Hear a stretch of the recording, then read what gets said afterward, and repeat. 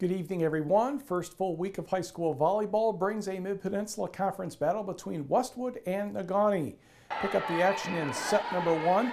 For Negaunee, Kaylee Dempsey, Bree Johnson over to Eiley Shirota, and that works for the kill. Miners lead 18-17.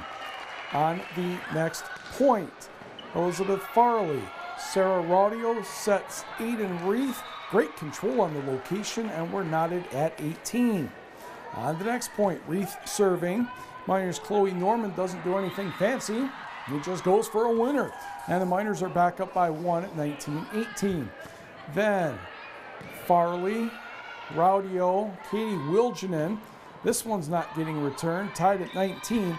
Westwood won the first set 26-24 and a very close match. 3 sets to 2, 15-13 in the fifth set.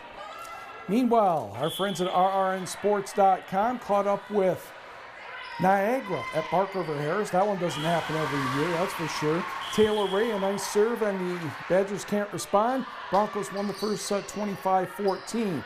Abigail McCarthy for Niagara to Jasmine Racine with the kill. And all of a sudden the Badgers looked like they were in mid-season form. Allison Wells gets the next kill, and the Badgers won the next 3 sets to take the match 3-1.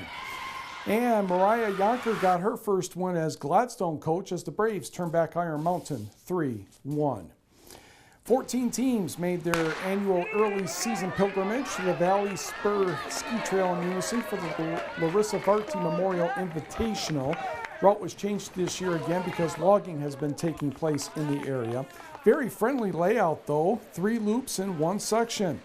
As you can see, Escanaba's Nicole Kameen had the early lead, but at the hairpin turn, marking the 2/3 point of the 3.3-mile race, it would be Madeline Paramaki and Alyssa Weber of Munising in front. And yes, it's always windy in Munising, just seems that way. Final sprint, Paramaki apparently forgets it was Weber's birthday. Paramaki wins 21 minutes 3 seconds, Weber 1 second behind. On the team scores, Ishpeming the winner with 71, followed by Menominee in second and Munising in third. For the boys, a couple other schools joined the packs. There were about 15 or so by the time this one was able to get underway. Might have been able to hear a dog barking in the background. He wanted to get in on the race. We checked before the 1-mile mark. Ishpeming Spencer Giroux and Jonah Broberg, along with Meredith's Carson and Palomas, are ahead of the pack. Giroux and Palomas would separate at that point after the hairpin turn. And then at the 2/3 mark, PJ Pruitt of Ishpeming, the UP Division II Coach of the Year, tells Giroux he has an 8-second lead on Palomas, and Giroux took care of business. 18 minutes 1 second. Escanaba's Justin Sampaka had a great finish and was the runner-up in 18-18. On the scores here, Ishpeming wins easily, 6th of the top 10 with 29, Marinette second, and Munising third. Tennis this afternoon, or late this morning if you prefer. Iron Mountain and Negaunee both won their matches 8-0. It was Kingsford downing Escanaba 7-1. Menominee and Gladstone played to a tie at 4, and so did Marquette and West Iron County.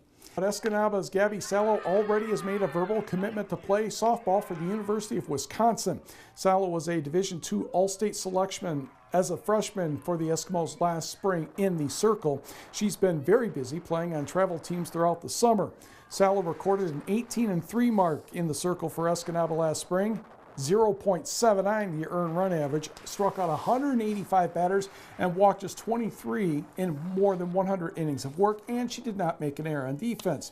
Salo had other interest from the Big Ten, Mid-American Conference, and the Atlantic Coast Conference. She cannot sign a national letter of intent until her junior year.